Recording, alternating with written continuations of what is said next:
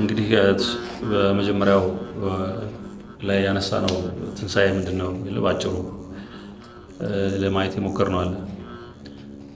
እዛ ላይ ትንሣኤ ምንድነው ማለት ትንሣኤና ልደት አንድ ናቸው እንደዚህ የተነሳ ነገር አለና አሁን ዛሬ የምናወራው ደግሞ ክርስቶስን አንዴ የተነሳውን ኃይል ካወቅ ነው ሁሉ ነገር የሚገባ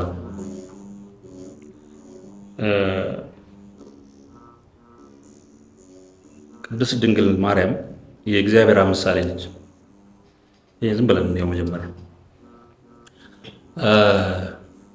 እግዚአብሔር ለኛ አንድ ልጁን ሰጠንና ሰጠን ሲባል እንደዚህ እንቀበል፣ ግን መንፈሱን ነው በእኛ ያስቀመጠው። ያ መንፈስ አባ ይላል። አባት ሆይ ያ አባት ማለት ደግሞ በጸጋ ከመለኮት ባህሪ ተካፋይ ነን ማለት ነው። ያ የመለኮት ባህሪ አለ። መጀመሪያም ራሱ ሰው ሁሉም ሰው ውስጥ ያለች እፍታለች ማስተዋል የምንላት ነች ነፍስ። ይሄ መናገር ነው ነፍስ ነባቢት እንደሚባለው ያው ነች። የእግዚአብሔር ቃል በእኛ መኖሩን የምናውቀው አንድ ስንወቀስ መንፈስ ቅዱስ ወደ ሰው ይመጣና ይወቅሳል። ስለ ሶስት ነገሮች በመሰረታዊነት ይወቅሳል። በመጀመሪያው መምጣቱ ነው ደስታው ራሱ። የእግዚአብሔርን መንፈስ የምናውቀው በዛ ነው። ቃል የክርስቶስ ቃል ከሌላ ቃል ይለያል የሚያሰኘው ስሰማው እንደ በጆሮ ብቻ አይደለም፣ በባህሪ ነው የምትሰማው፣ በውስጥህ ነው የምትሰማው። ውስጥን ይሰራል። የበጎ ሰው ቃል እንደማለት ነው። የመጨረሻው በጎ ደግሞ ቃል ሰውን ያጽናናል፣ ይወርዳል፣ ይቀድሳል። እና ያ ቃል አካላዊ ነው ብለን ነው ምናምን አካላዊ ነው የሚያሰኘው ባህሪ ስላለው ነው። ባህሪ አለው። ለዚህ ነው አባቶች አንድ ነገር ባህሪ ካለው አካል አለው ማለት ነው አይደለ? ምክንያቱም በፊዚክስ በሳይንሱ እንደዛ ይባላል። አንዳንድ ፕላኔቶችን አንዳንድ የህዋ ግዙፍ አካላትን እንደዚህ ቀጥታ በመነጽሩ ወይ በቴሌስኮፑ ባናያቸው በስሌት እንደዛ የተገኙ ፕላኔቶችም አሉ። ተጽዕኗቸው በስበት ተጽዕኗቸው ይሄና ሊስበት ኃይል ካለው ይሄና ነው ክብደቱ ተብሎ እንደሚታሰበው አይነት ልክ ያ ነው። አባቶች ይሄን ይላሉ። ስለዚህ አካላዊ ነው የሚያሰኘን እኔ ውስጥ ገብቶ ባህሪን ሲለውጥ ሲቀድስ ሲሰራና ሲያከናውን አውቃለሁ። ስለዚህ ይሄ አካላዊ ቃል ነው ከድንግል ማርያም የተወለደው ሰው የሆነው እሱ ነው። ይህ ቃል ለባህሪያችን ታዘዘ ለማለት ለዚህ ኢየሱስ ክርስቶስ ሰው የሆነ ሲባል የወደቀውን አዳም አይደለም የሆነው። ነገራችን ላይ ያልወደቀውን አዳም መጀመሪያ ራቅሶ እግዚአብሔር ንጹሕ ቅዱስ አድርጎ የተለየ ለከፍተው አድርጎ ያሰበውን አዳምን ነው እንጂ የሆነው ከወደቀና የተጎሳቆለውን አዳም ወይኔ እናንተን አይደለም የሆነው። አዳም ሳይወድቅ በፊት የሆነውን አዳም በባህሪ ውስጥ አገኘው። ከዛ ያን በባህሪያችን ውስጥ ያሉ ጉድለቶችና ጥያቄዎችን ባህሪያችን በመልበስ እየመለሳቸው ውስጥ ያሁን ጥያቄ አለ። እኔ ማልችለውም ልፈውሰው አልችልም፣ ብዙ ነገር አለ። ያንን ግን በሱ በመዋሃዱ እየመለሰው እየመታው ከውጭም ያለውን ጠላት እየመታ ሲኦል ድረስ ያለውን ክፋት እየገደለ አዲስ ሰው ሰርቶ በትንሣኤ እንሆኛለ ነው ክርስትና። ይህ ወደ አባት ሄደ ከፍ ከፍ ያለ የእግዚአብሔር ልጅ መንፈስ ነው የተሰጠን አባ። ስለዚህ አባታችን ወይ ብለን ስንጸልይ እኮ ቀጥታ ለክርስቶስ አይደለም ዝም ብለን ስናየው ለማን ነው የምንጸልየው? ለእግዚአብሔር አብ። አባ ብለን የምንለው በክርስቶስ አንጻር ሆነን ነው ማለት ነው። አባታችን እኮ የሚያሰኘን አባት ብለን እንድንጠራው ክርስቶስ በእኛ ሆኖ ነው የሚጸልየው ማለት ነው አይደለ? ስለዚህ አባ የሚያሰኘን አባታችን ወይ ብለን እንጸልይና በእነዛ 6 ናቸው ዋናውና ነገሮች እናታስባለን። ሰው ከነዛ 6 ዋና ጉዳዮች ውጭ ጥያቄ የለውም። በነገራችን ላይ በዓለም ላይ አባታችን ውስጥ ያሉ አሉ ጸሎቶች እዛ ውስጥ ይገባሉ። የሰበሰብ ብናጭቃጭ እዛ ውስጥ ነው ያሉት። ለአባት ይሄንን መንፈስ ሰጥቶናል። አባት ማለት ወላጅ ማለት ነው አይደለ? ስለዚህ በወላጁ አንጻር ወላጅ አለች። ስለዚህ አባታችን ነው የሚለው ጸሎት ነው። ከዛ እመቤታችን የሚል ሰላምታ ይመጣል። እሱ ሰላም ለኪ ነው፣ ሰላምታ ነው፣ የአምልኮት ጉዳይ ሳይሆን ሰላምታ። ይሄን እውነት ሁልጊዜ እንድናስበው እንደዚህ ነው ዳን ነው ብሎ የምናስብበት ነው። አክብሮት የመስጠት ጉዳይ ነው እና ይሄ አባ የሚለው መንፈስ በድንግል ማርያም ገብቶ ሲወጣ በዝግ በር ነው። የዝግ በር ነው የሚባለው የማይቻለውን ነገር ይቻላል። መሬት ያለ ዘር እንዴት ልታበራ ትችላለች? ትክክለኛ ጥያቄ ነው። ከኤልሳቤጥ ጋር ስናስተያየው ኤልሳቤጥ ማነው ዘካርያስ ይጸልይ ነበረ። በቅረሱ ልጅ እንዲሰጠው ይጸልያል። መቼም አንዳንዴ የጸለየነው ስለማናስታውስ ነው እና የሆነ ነገር ሲመጣ እንደነግጣለን። ቆይቷል ጠየቅን ሲመጣ እንዴት አለ እና ዘካርያስ የጠየቀው ልጅ ነው። መጣ መልአኩ በመሰዊያው ቀኝ ታየው። አይ ከተነገረው በኋላ የመስራችሁ ተጠራጠረው። ምንድን ነው? እንዴት ሊሆን ይችላል ይሄ ነገር? ምልክቱ ፈለገ። መቅደስ ሆነ አንዳንዴ እየጸለይክ መቅደስ ውስጥ ቁጭ ብለህ እየጸለይክ እየቀደስክ መሰዊያው ፊት ለፊት እየጸለይክ ማን እንዲገለጥልን ነው የምትጸልየው? ንገረኝ እስቲ። አሁን ለምሳሌ መቅደስ ውስጥ ቁጭ ብለህ እየጸለይክ ነው፣ እያጠነ ነው። ማን እንዲገለጥለት ነው የፈለገው? እግዚአብሔር ነው ሊገለጥልህ የሚችለው እዛ ቦታ። ሰይጣን ሊገለጥ አይችልም። በብያኔ ደረጃ ወይም በዴፊኒሽን እዛ ጋር ሊመጣ አይችልም። ይሄን በቂ ምስክር ነው። ለምን እንደተጠራጠረ ይሄኛው አንድ ድክመቱ ነው። ሁለተኛ በመጽሐፍት ብዙ ምስክሮች አሉት። እሱ አብርሃም ጊዜው አልፎ ወልዷል። ሐና እንደዚህ ወልዳለች፣ ጊዜያቸው አልፎ በመካንነት ወልደዋል። እዚህ ይህንን እውነት የሚያስተምር መቅደስ ውስጥ ነው የሚያውቅ ነው እና ገብርኤል ሲነግረው ልክ ከዚህ በፊት ተደርጎ እንደማይታወቅ ነው ጥርጣሬ ውስጥ የገባው። ማርያም ጋር ስንመጣ ግን ምንም ምስክር የላትም። ምንም በታሪክ ውስጥ ምን የለም፣ ታይቶም አይታወቅም። አይደለም በብሉይ ኪዳን ውስጥም የለም። ስለዚህ ይሄ እንዴት ሊሆን ይችላል? እንዴት አይነት ሰላምታ ነው ይሄኛው? ሌሎች ሰላምታዎች አሉ አይደል? ከዛ ነው ያስረዳት። ስለዚህ በዝግ በምን ገባ? ማህፀን ገባ፣ በድንግልና ገባ፣ በድንግልና ተወለደ። ይሄ ነገር ከባድ ነው። ስለዚህ ይሄንን ስርዓት ለመረዳት የዮሴፍን እጮኛ አድርጎ ሲያስቀምጠው ይላል አባው ዮሴፍን እጮኛ አድርጎ ሲያስቀምጠው ለሕዝቡ ለመንገር ከባድ ስለሆነ አይደለም። ከመንፈስ ቅዱስ ነው የጸነስኩት ብላ አዋጅ ማትናገረው ጉዳይ ነው የገጠማት። መንፈሳዊ እውቀት አለው በራሱ ምዕመን ስትሆን በጣም በዛ አይነት ውስጥ ገባ አንተ ይታወቃል። በአንድ ምዕመን ውስጥም አለ በዛ እና ስለዚህ አበው አንዳንዴ ለሕዝቡ ወይም ለሰው አለው ሰው ብቻህን አትኖርም፣ ከሰው ጋር የሚነገረው አንዳንድ ከመምታት የሚሻል መሳት ለጊዜው ከእውነት የሚሻል ሐሰት ቢነገር ይሻላል ብለው እጮኛ አረጋ ይላል። ያረጋጋዋል። ሰው ያ ብዙ ጥያቄ ማይጠይቅም። በቃ አባቱ ዮሴፍ ነው የተባለ ይነገራል። በጥበብና በሞገስ በራሷና በሰውና በማፊት ነው የሚያድገው፣ በእግዚአብሔር ፊት ነው የሚያድገው። ይሄ የምዕመን ሕይወት ነው። ይህንን በኋላ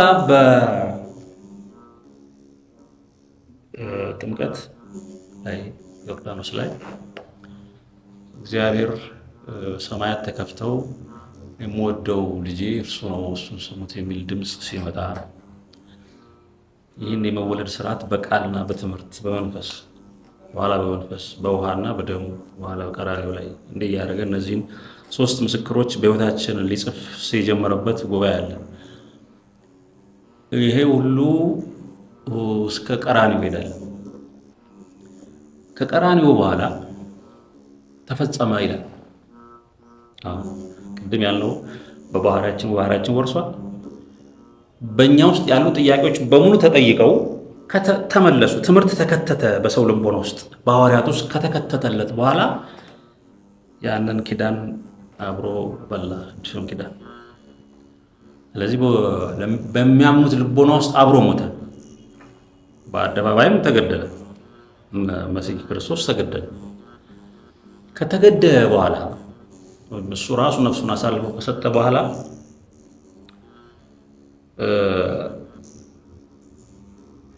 በዚህ ዓለም ላይ ያለው የሥጋ የተፈጥሮ ሕግ የብሉዩ ዓለም የኦሪት ሕግ የሞተን ጉዳይ ላይ ያገባቸውም አይችሉም። ዛሬ እስከ ሞት ድረስ ነው ሕግ የሚሰራው። ከዛ በኋላ አዲስ ስርዓት ትንሣኤ ነው። ይኸውም ልክ ይሄ የክርስቶስ መገደል ሁልጊዜ በቤተክርስቲያን በአዋጅ በቁርባን ይሰጣል፣ ይታወጃል። ከቤተልሔም ጀምሮ ቅዳሴው የት ድረስ? ቀራንዮ ድረስ ይሄዳል። ቆረብ ከዛ ትንሣኤው ባንተው ሲን የሚነሳው ምንድን ነው? አዲስ ስርዓት ነው። አያውቁትም። ወይም ይሄ ተፈጥሮ አያውቀውም፣ ወይም ይሄ ዓለም አያውቀውም፣ ወይም ጲላጦስ አያውቁትም፣ ወይም ብዙ ታሪክ መርማሪዎች ክርስቶስ በምድራዊ ሕይወቱ በነበረው ላይ ሰብዕናው ላይ ጥርጣሬ ሊያኖራቸው ይችላል። ይወዱታል። በጣም የሚገርም አስተምህሮ ነው ተብሎ ይነገራል። ትንሣኤ ግን እኔ ይላቸዋል እመጣለሁ ተመልሼ አያቸዋለሁ እያለ ያስተምራቸው ነበር። ዓለም አያየኝም እናንተ ግን ታዩኛላችሁ የሚል ትምህርት ነግሯቸዋል ሐዋርያት። ለዓለም ሳይሆን ለእኛ ራስን ልትገልጥ ያለህ እንዴት ነው ይለዋል አንደኛው። የማይሸጠው ይሁዳ ይባላል። አይ ብሎ ያስተምረዋል። ቃልን የሚወደኝ ቃልን ይጠብቃል። ምክንያቱም አሁን ያ ቃል ይሄ የምትሰሙት ቃል ሕይወትን መንፈስን ነው አላቸው። ስለዚህ ትንሣኤን የሚያዋት የሞተባቸው ነው። ወደ ገዛ ወገኖች ይመጣው ከተነሳ በኋላ ወደ ዓለም አይደለም ሄደው ወዴት ነው ሄደው? ወደሚጠብቁት በውስጣቸው አብሮ እንደዛ ከመጀመሪያ ጀምሮ አብረው የሄዱት ምስክሮቹ ጋር ሄደው። ስለዚህ ትንሣኤ ሚስጥር ይሄ ነው። በትንሣኤ ምን አለ? የማይቻለው ይቻላል፣ በዝግበር ይገባል። ስለዚህ ሞቱን ከመሰልን ሞቱን በሚመስል ሞት ከመሰልን ነው ትንሣኤን በሚመስል ትንሣኤ እንነሳለን የሚያሰኘን ለዚህ ነው። ስለዚህ ቤተክርስቲያን ተሰደደች፣ ዋጋ የለህም፣ ጠፋህ፣ አትችልም፣ አይከናወንልም የሚል ገዳይ በየጊዜው አለ። ውስጥ ትገደላለህ። በተለይ አሁን በአሁኑ ሰዓት የተቀደሰውን ማዕድ በማስቀረት የዘወትሩን መስዋዕት ለማስቀረት ይጥራል።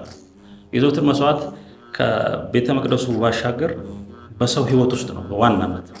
የዘወትር መስዋዕት ለእግዚአብሔር የምናቀርባቸው በጎነት፣ ደግ መሆን፣ ሰውን ማፍቀር ምንም ይሁን ከቻልን ብንችል መቼም አንችልም አሁን ሰው ሁሉ ምክንያቱም በአዋጅ ሰዎች ሰውን እየጠሉ ስላሉ በእነዚህ ሁሉ እነዚህን ነገሮች ሰውን ለሰው አንድ ደግ አረግን ማለት መስዋዕት ነው ለእግዚአብሔር።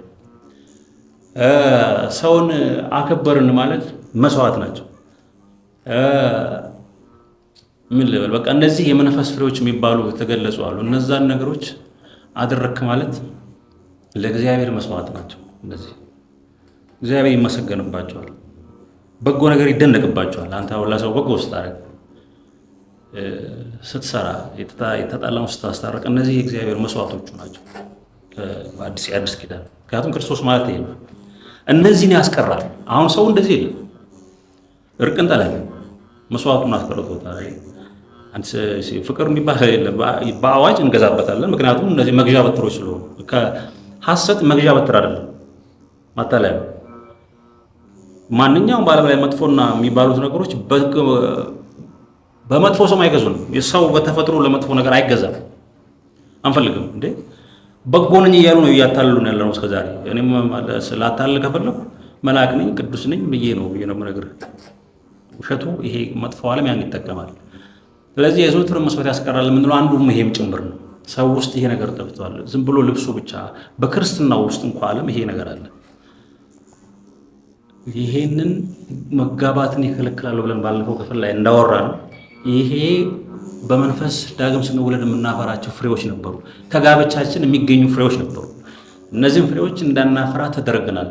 የሞራል ተቋሞቻችን እንኳን በዝግ በር የሚያስገባ የማይቻለውን የሚያስችል ሰብዕና ሊገነቡ ቀርቶ ራሳቸው እርዳታ የሚፈልጉ ሆነዋል። ኢትዮጵያ የሞራል ተቋሞቻችን የምንላቸው ወይ መስጊዶችና ቤተክርስቲያኖች ናቸው አይደለም። ከዛ ጥሩ ሰው ቢሰሩልን በደንብ ቢያበቁልን ኖሮ አሁን ዛሬ ያለው ሞራል ልሽቀት ላይ አንደርስም። ይሄ ሆን ተብሎ እነዛ ነገሮች እንድናጠፋ ተደርጓል። እንድናጠፋቸው፣ እንድንቃወማቸው። በተለይ ደግሞ እኔ ባለሁበት በተዋህዶ ውስጥ ይሄ በፕሮጀክት ነው የሚሰራው ወይ መሆን ተብሎ እዚህ ዓለም በተለይ ዘመን ትልቁ ፈተና ገንዘብ ነው የገባው። በገንዘብ ምክንያት ይሄ መስዋዕት ቀርቷል። ሰው ጋር ሄደ በጎ ነገር ትሰማለህ። ቢሮ ሂድ፣ የስራ ቦታ ሂድ፣ ሚዲያ ክፈት። ቅንነት በጣም ብርቅ ነች። ብርቅ ከመሆኗ የተነሳ በጣም ቅን ሰዎች ስናይ እንባችን ይመጣል። ምክንያቱም ብርቅ ናቸው። በስንት መሀል በምድረ በዳ ውስጥ የሚፈልቁ ውሃዎች ሆነው ነው የሚታዩ። ቅድም ያልከው ግን በዝግ በረት በማርያም የሰራነው የእግዚአብሔር ልጅ አባባ የሚለው መንፈስ ተቀብለናል የምንል ሰዎች እንደው አምላክ እንኳን ማለት አልቻልንም። እንኳን የአባት የልጅነት ልንወስድ ቀርቶ ግን ምኑ ነው ምንድነው ተስፋ ሁል ጊዜ እንዳለ ነው። ስለዚህ የተነሳውን ክርስቶስ ነው የምንሰብከው የሚሉት ሐዋርያት የተነሳው ክርስቶስ ይሄ መክሊት ስለሚሰጠን በማርያም የሆነውን በእኛ ስለሚያደርግ የማይቻለውን ስለማይችል ቤተክርስቲያንን ወይም ተዋህዶን ወይ እውነትን ጲላጦስ ሰቃዮቹ እና ክፉ መንፈስ ተባብረው በማህተም ይዘጉታል። ቀብረናል ዘግተናል ብሎ ጲላጦስ ዘግቷል። ይሄ ማህተም እያለ እንገራው ቁም ነገሩ ይሄ ነው። ይሄ ማህተም እያለ ይሄ አዋጅ እያለ የምንጠፋበት አዋጅ እያለ ልንድንጠፋ የተመደበው በጀት እያለ ሰዎቹም ቁጭ ብለው ገለናቸዋል ባለው እየዘመሩ እያለ እየጨፈሩ እያለ በዝግ መቃብር ውስጥ ወጥቶ ሰላም ለእናንተ ይሁን ይላል። ይሄ ነው ክርስቲያን የሚያሳይ። ስለዚህ ምን ሆኗል? ምን አለ ነው የተነሳው ክርስቶስ ነው የምናመልከው። ስለዚህ አይ በቃ ብለው ብንሞትም እነሳለን ብንገፋም አንወድቅም የሚል ሰብዕናዎችን ከገነባን ፖለቲካችን ብቻ አይደለም ጠቅላላ ሁሉ ነገራችን ይፈወሳል። ጥቂት ሰው ነው የሚያስፈልገው። ችግሩ ምንድነው? አሁን ችግር ላይ እንዳለን አምነን ለምናምንበት ነገር ለህሊናችን እንኳን ቢሆን ማለት ነው ከእምነት ተቋም ውጪ ለራሳችን ንስሐ መግባት አልቻለም። ንስሐ ማለት መናዘዝ፣ ለራስ መናዘዝ ትክክል አይደለም። እንደ ዳዊት እንኳን አይደለም። ዳዊት አንዳንዴ ምን ይላል? እኔ ስራ የለኝም ግን ምን ይላል? እውነት እናገራለሁ። በቃ እኔ ስራው ላይኖረው ይችላል። አሁን እኔም እንደዛ ነኝ። ጽድቅ ስራ በጎ ነገር ላላረግ እችላለሁ፣ ግን እውነትን አልብቅ እኔ የማደርገው ትክክል አይደለም ብዬ ለራሴ የሚናዝ ሰዎች ካለን የ40 ዓመቱ መንገድ በ40 ቀን ያልቅ ነበር። አሁን ይሄንን ከተገኘ ድል የምነሳው ብዙ ነገር ስላለ ኢትዮጵያ ብዙ ነገር ትለውጣለች። ይሄ እውነት አሁን የኢትዮጵያ ሆነብን እንጂ የሰው ልጅ ሁሉ ነበር። አውሮፓ ገለውታል፣ አባረውት። ስንት ክርስቲያኖች አጉርፈው ማለት ተሰምቷቸው ቁጭ ብለው ይሄ ክፉ ዓለም ከቧቸው። በአሜሪካም እንደዛው አሉ። ግን አንድ አድራጊው የተነሳው ክርስቶስ እስካለ ድረስ ለክርስቶስ ድንበር የለም፣ ፖለቲካ የለም። 200 ሀገር አያውቅም እግዚአብሔር። 200 ሀገር ባቢሎን ነች። ባቢሎን ነው ያመጣው። ባቢሎንን በነገድ ከቋንቋ ከወገን ዋጀን የምትል ቤተክርስቲያን በነገድና በቋንቋ ነው ሽርጉድ ላይ ያለ ነው። ስለዚህ የባቢሎን የግልሙትናዋ መጠን ሰማይ ድረስ ደርሷል ሲል እግዚአብሔር የሆኑ ሰዎች ድረስ ደርሷል። በቃ እግዚአብሔር መንግስት ሰማያትን ሲያወርሰን በብሔር ተዋጽኦ ማይሆን አለበት ብለን እንደማለት ደርሰናል። በቃ ይሄናል ኦሮሞ፣ ይሄናል አማራ፣ ይሄናል ትግሬ፣ ይሄናል ጉራጌ እያልን ይሄናል ፈረንጅ እያልን ማሰብ ውስጥ ገብተናል። ይሄ ባቢሎን ረክሰናል ማለት ነው። እንኳን ያንኛውን በዝግ በር ገብቶ ሰላም ለእናንተ የሚለውን እውነት ልናገኝ ነው። ግን ተስፋ አሁንም ምንድነው እንዳለ ነው። እጁ ተዘርግታ አለች።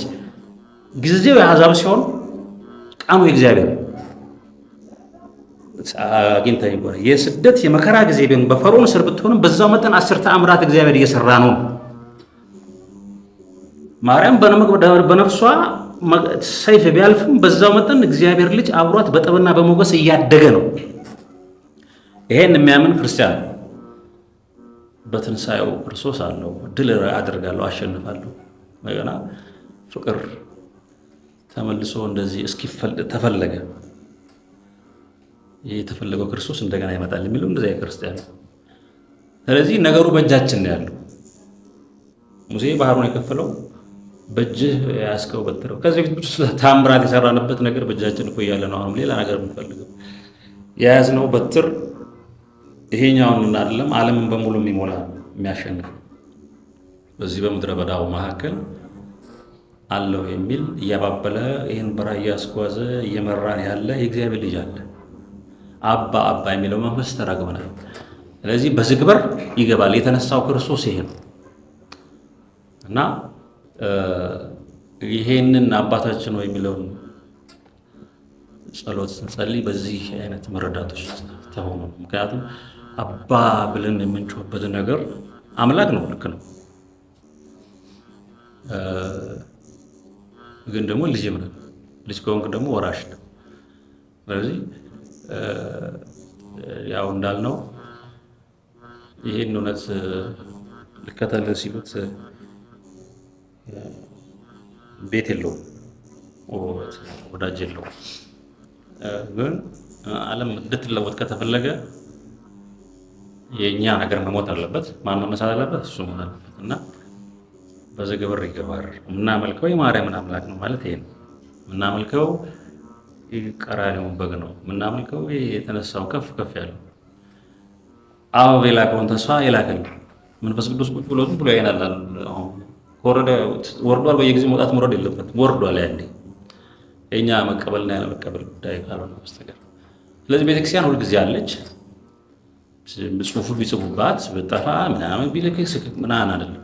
ይሄ አይደለም ጭንቁ። በመጥፋት እየገደሉት ክርስቶስ ያድን ነበር። ያንን ነው ማየት ያለበት። የመከራ ጊዜ የመወለድ ጊዜ ነው። ምጡ ነው አሁን እንደዚህ ያዘንና እንጂ የትንሣኤው ድምፅ መጥቷል። ይህንን ይዞ መበርታት መትጋት ነው የሚያስፈልገውና የኢትዮጵያን ፖለቲካ ሁኔታ፣ የዓለምንም ፖለቲካ ሁኔታ፣ ማህበራዊ ህይወታችን፣ የቤተክርስቲያንም ነገርን ለመረዳት ይሄን ማወቅ ያስፈልጋል። ምክንያቱም እግዚአብሔር አብ ነገርን ሁሉ በልጁ በክርስቶስ ጠቅልሎ ይዞታል። በደንብ ጠቅልሎ ከማውራው ከምነግርህ በላይ ማለት ነው። ስለዚህ በዝግ በር የገባው ክርስቶስ አለ። ጽሑፋቸው እንዳለ፣ የእርግማናቸው እንዳለ፣ መቃብሩ ላይ ማተሙ እንዳለ፣ ስራ እየሰሩ እነዛ ሰዎች ደሞዝ የተከፈላቸው እያስተማሩ ብሎ አሟሟታችን አይደል? አሟሟታቸው ያስተምሩታል። እንደዚህ ሆኖ ነበረ ነው አለ ቢሉ እንደዛ ሆኖ ክርስቶስ ምን ሆኗል? በዝግ በር ተነስቷል። ስለዚህ በድምፁ ላይ ይሁን ሃሌሉያ ሰላም ለኪ ኦ ማርያም ደብረ መቅደሱ ለእግዚአብሔር ሰላም ለኪ እንተ መልዕልተ ኩሎሙ ቅዱሳን። በስመ አብ ወወልድ ወመንፈስ ቅዱስ አሃዱ አምላክ አሜን። እነሆ የማርያም መንገድ ማምለጫ መዳኛ ለአዳም ዘር በሙሉ የእግዚአብሔር አንድነት ፍቅር የእመቤታችን ቅድስት ድንግል ማርያም አማላጅነት ከሁላችሁ ጋር ይሁን እያልን የማርያም መንገድ የተሰኘ አዲስ መንፈሳዊ ሚዲያ ይዘን ቀርበናል። በዚህ መንፈሳዊ ሚዲያ አብ ወልድ መንፈስ ቅዱስ ያዘጋጁት እምዬ ቅድስት ድንግል ማርያም የባረከችው የሥጋና የነፍስ ምግብ የሆኑ ሀልወተ እግዚአብሔር፣ ትምህርተ ሃይማኖት፣ ክብረ ድንግል ማርያም፣ ዝክረ ቅዱሳን፣ ገድለ ቅዱሳን፣ የኢትዮጵያ ኦርቶዶክስ ተዋሕዶ ቤተ ክርስቲያን ታሪክ፣ ሥርዓተ ቤተ ክርስቲያን፣ የሀገራችን ቅድስት ኢትዮጵያን ታሪክ፣ የኢትዮጵያ ነገሥታትና የጀግኖች አርበኞች ታሪክ እንዲሁም መንፈሳዊ ዘጋቢ ፊልም ያገኙበታል። የማርያም መንገድ ማለት መዳኛ ወይም ማምለጫ ማለት ሲሆን ትውልዱ ስለ ኦርቶዶክስ ተዋሕዶ ቤተ ክርስቲያንና ሀገረ እግዚአብሔር ሀገረ ማርያም ተብላ ስለምትጠራው ቅድስት ኢትዮጵያ ታሪኳንና ማንነቷን እንዲያውቅ አውቆም የራሱን ቅዱስ የሆነ ታሪክ እንዲሰራ ለማስቻል የሚሰራ ኢትዮጵያዊ ቀለም፣ ኢትዮጵያዊ አሻራ ያለው ሚዲያ ነው። በውኑ ኢትዮጵያዊ መልኩን ወይስ ነብር ዥንጉርጉርነቱን ይለውጥ ዘንድ ይችላልን? በዚያን ጊዜ ክፋትን የለመዳችሁ እናንተ ደግሞ በጎ ለማድረግ ትችላላችሁ። ትንቢተ ኤርምያስ ምዕራፍ 13 ከቁጥር 23። ይህንን መንፈሳዊ ሚዲያ ለመደገፍ ሼር፣ ላይክ፣ ሳብስክራይብ ያድርጉ። እናመሰግናለን። እነሆ ከዛሬ ጀምሮ ትውልድ ሁሉ ብፅዕት ይሉኛል። የሉቃስ ወንጌል ምዕራፍ 1 ከቁጥር 48። ሰላም ለኪ እንተ መልዕልተ ኩሎሙ ቅዱሳን